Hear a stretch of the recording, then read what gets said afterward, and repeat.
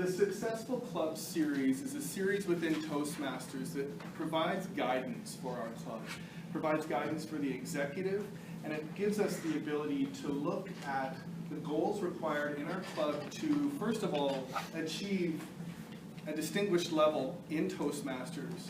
Through doing that, we hope to meet all of your goals as well, because that's the real focus of any of these series. Any of these distinguishments that we receive is because we're serving you effectively. As Joab mentioned, my name is Demler. I'm the president of the club this year. So I'm very honored to be able to find out what your goals are and help you achieve them. I think it's one of the guiding things for our executive this year is that we're able to understand what you need, meet your goals, and provide you with learning experiences within the club that you can't find anywhere else. We are a really unique opportunity for a 1 hour over a lunch that you can come and learn how to become a successful speaker, learn how to become a successful evaluator. You can start learning how to be a leader, because this is where leaders are made.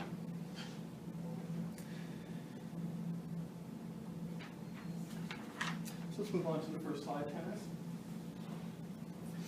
So as you can see, all of the distinguished club points really come out of our ability to meet your needs through either the leadership track or the communication track.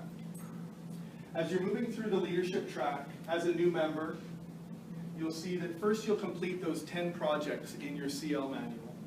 That makes you a competent leader. Or you'll complete the 10 projects in your CC manual to become a competent communicator. From there, you start moving on to the advanced roles, where you start giving these educational speeches to get your ALB, your Advanced Leader Bronze, your Advanced Leader Silver.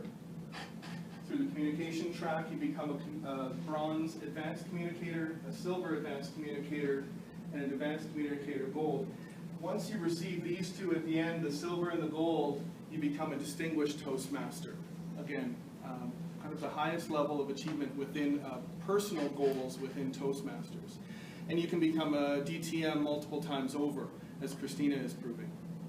You can go through these tracks. Once you become a DTM, you can come back to the beginning and start again. So even though they show it as a beginning and an end, I think of it more as a cycle. You can continue to revisit all of those CCs, because who knows? Maybe you need to learn how to reintroduce yourself through the icebreaker. It's great practice. So two of the great achievements through any club are the educational awards that you see here, as well as the membership growth. They're two things that really keep us healthy. We're getting those new ideas in all the time. We're getting people advancing, feeling like they're really progressing with whatever they want to work on within the club.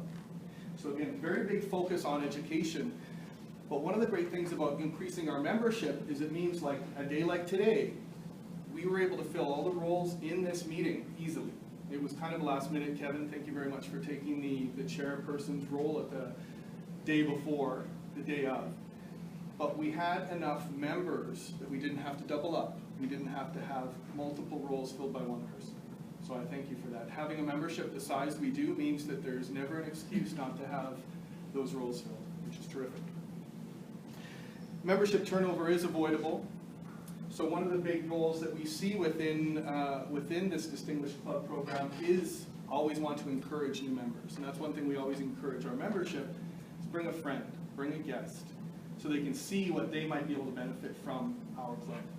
Tannis, can you advance one? So this is always kind of our year end, is June 30th. This is when we're going to be, when Toastmasters is going to look at all of our achievements, all of our accreditations, everything that we've done throughout the year ends on June 30th.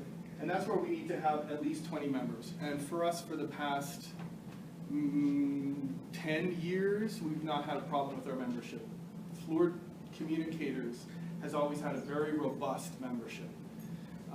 One thing we're always looking for, like I said, is new members, but we always have a really strong base, usually around the 25 to 30 mark. So we've never had a problem with this number. You can advance again, Tannis. And usually throughout the year, we never have a problem with having new members at least interested. We do a lot of work through our membership. Our VP membership reaches out to both the Fluor community and the community generally. Through Toastmasters International, People in the community can find us, so we don't usually have a problem with people coming in. As we can see today, we have a few guests. Hands up for guests, so 1, 2, 3, 4, 5. So we do get people coming in. You know, it's one of those things where people are always wanting to develop their skills, wanting to learn a little bit more about Toastmasters. Even tentatively, we do get a lot of people coming in business, which is terrific. So usually our 5 new members is, again, it's not something we really have to hunt for, but we're also blessed within Fluor Communicators that that is the case. Next slide. So when we come back to it, I mentioned that there are certain criteria that Toastmasters looks at. So by June 30th, we need to have achieved these goals to receive an award level. And we'll talk about recognition in a second. The first club goal that we look for is 2 CCs. Anybody remember what CC stands for? So we need 2 of those, which means beginning of the year, we sit down as an executive and we talk about the strategy for how we're going to find people who are interested in CC. Not everybody wants to finish their manual right away. People have smaller goals, and that's terrific. But we do know that there are certain keeners within the club, people who are very interested in closing out their manual, and we appeal to them, usually through VP Education. We'll talk to the people and confirm that they want to commit to that, and then they will be set up with speeches throughout. If you're interested in that, it also means that you can go to Easy Speak and sign up for all your 10 speeches so that Lisa knows you're interested, and you can start getting your CCs. Now this is funny. Go ahead, one more. So we actually need 4 CCs, because we like to get all those points, and we like to get people trained. That's the way it is. We like to get people through their manual. Go ahead again. We also like to keep our advanced speakers in the club. A lot of times there's more advanced clubs for speakers to move to, and we tend to lose some of our speakers to those clubs.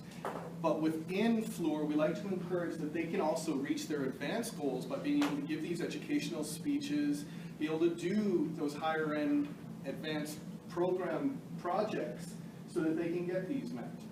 Go ahead one more time. So again, we like to try and at least get 2 of those set up so that way our advanced speakers, our advanced members are being engaged. Go ahead to 5. And then usually we only need about 1 CL. So the competent leader is something that's attained through the volunteering and organization you do within the club. We track that, and then we put you onto our goals through the year. Something that's very easy to do through the year. As you're participating, make sure you get your manuals signed off and you work towards closing those projects. Go to 6. So we need 2 of those. And as you can see, the advanced leader, bronze, silver, and the DTMs are also included in those. So last year, I think we had your DTM. Was it one of your ALGs? Christina gets a lot of awards. And she was kind enough to give us one last year. 7. 4 new members, usually not a problem. 8, very similar. 4 more new members. Last year we had no problem with that. We had 8 members plus that we were able to sign up before June 30th. 9. Minimum of 4 club officers trained. So there is an executive. We held 2 club officer trainings within Fluor, and I think in the fall we might hold another one, depending if anybody's interested, in December. There will be, second session will be in December, but... December, January, or do they try and close it by the end of December? December, January, February, so I think we'll try December. Cool. So we will have a couple more. But what they're trying to do is between the 2 different training periods, they have different offerings. So you're not having to go and do the same thing. You're doing kind of a midterm. At the beginning of the year, you're getting an introduction to your role. At the midterm, you're getting a slightly different education from these events. So we try and have 4 club officers at each one. This year we had 6 at the initial, and we should have no problem getting 4 more for the fall term. 10. This one we've already achieved. I'll show you in a second here. This is the renewal report and the club officer list submitted on time. We got the, I believe, April was in on time, and so was the club officer report. Can you switch to the online?